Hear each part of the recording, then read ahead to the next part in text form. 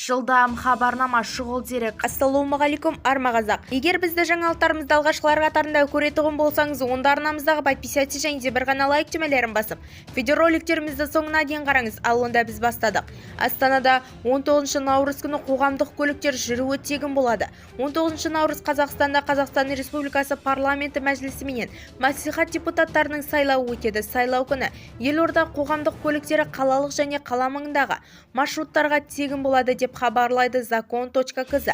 Астана әкімдігі ресми сайтында жарияланған ақпарат сенсек, қоғамдық көлік әдеттегі жұмыс кестесінде сәйкес 6:00-ден кешкі сағат 23:00-ге дейін қатынайды. Ал 20 наурыз күні дүйсенбі қоғамдық көлік қойма-қол ақшасыз төлеммен штамдық режимде жұмыс істейді.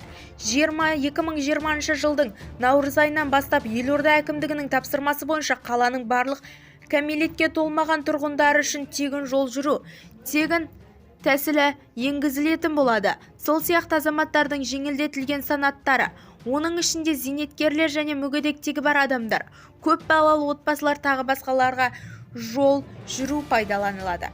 Бізді тамашалауды жалғастырыңыз және ең соңғы жаңалықтарды алғашқылар қатарында тек қана біздің каналымыздан біле аласыздар.